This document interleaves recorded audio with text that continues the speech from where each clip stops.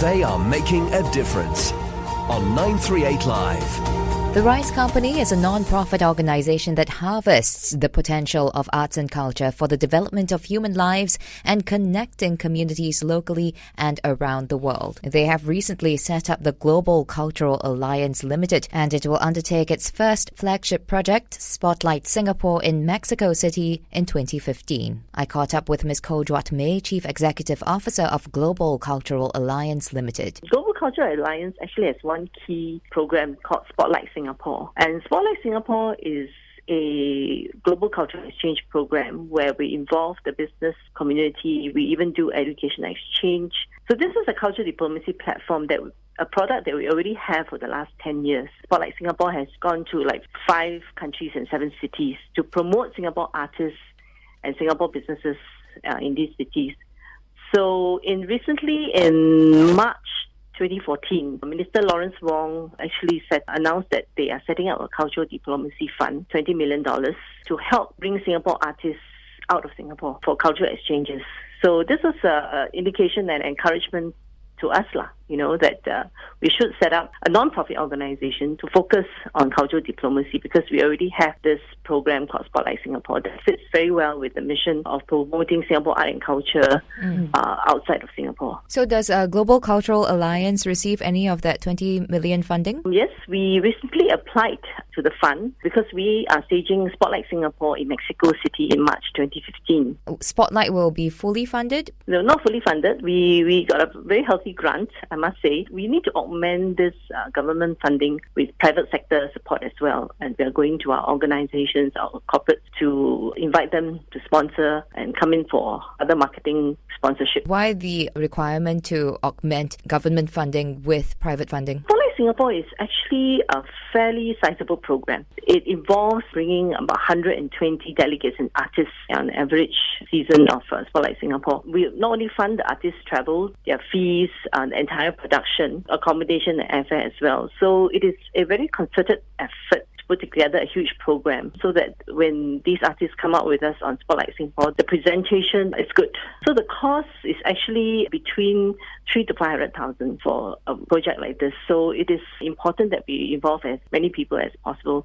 And I think when the corporates come in, they also see the value of an art and culture platform, because it is soft diplomacy for them. Obviously, and their business development takes them through other ways of promoting their business. But on the art and culture platform, it is a softer sell. And I think more and more companies are seeing the value of supporting arts and culture and at the same time promote their business presence. Indeed. And I guess it kind of begs the question, if we're embarking on a vision of cultural diplomacy, being a bit more aggressive about it from Singapore looking outwards, is 20 million enough? I think 20 million, if it's a start, if I recall at the announcement of the program, it is a very strong encouragement for the arts and culture sector. I'm not sure if there will be any more. I can't say on behalf of the ministry, but it is certainly a very good start. A recognition that arts and culture can play a role in diplomacy. And with the setting up of Global Cultural Alliance right now, in support of not just Spotlight alone as an individual entity, what does the group hope to achieve? Of course, the product came before Global Cultural Alliance. By that, I mean Spotlight Singapore as a program was birthed first. And the intention back in the day was to bring as many artists as possible outside of Singapore to also build our culture asset, build our artists and give them a platform. So that really is the core mission. And everything else that we do stems from that desire for Singapore, Singaporeans and Singapore businesses to be the beneficiary of the work that Global Cultural Alliance does through Spotlight Singapore. And also another program that we have called Asia on the Edge, which is a little bit focused on the creative industry, promoting creative exchanges between creative industry practitioners such as designers, architects, and also the third product that we have, which is the International Young Artists Exchange. This is really a fund to help deserving young talents to be able to travel out of Singapore again to showcase their talent. So all these 3 programs is really what the Global Cultural Alliance is all about. And of course, these 3 programs are focused on benefiting the Singaporean business that is supporting these programs. Those benefits cannot actually happen unless there is interest in Singapore's arts and cultural scene. So how are we perceived right now? Okay, interesting question. I think it's I mean, but very often we hear people saying that Singapore is a cultural desert. We don't seem to have anything that we can call our own. What we have seems to be more about Asia, than anything that's originally from Singapore. So that's really a perennial question. Having said that, recently I was in Mexico City and working with the local culture agencies and sharing with them what Singapore artists have to offer. And you'll be surprised, and from these people's perspective, we have so much to offer in the sense that what we have that we could present in Spotlight Singapore, Mexico City, is original works by our culture medallion winner Iskandar Ismail, who has sadly recently passed away.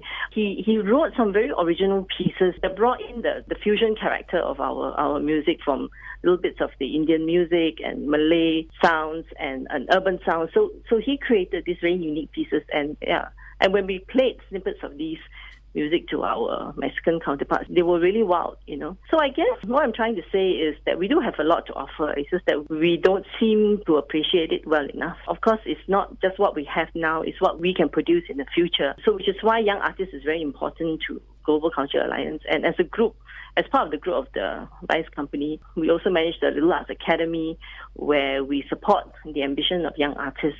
So it's really very forward-looking, looking at what we can produce in the future by supporting our young artists, supporting our existing artists, whether you're established or emerging artists. So it's an ongoing process, I feel, that deserves every effort. Is this process also part of the sad fact that maybe Singaporean artists will not truly be fully appreciated back home unless they get global recognition first? I guess you could say that. I mean, there have been examples of our young singers who sort of made it big outside of Singapore and then gained recognition. I don't think it's unique to Singapore. Perhaps it also happens to talents from other countries as well. But I would want to be extremely positive about this as well.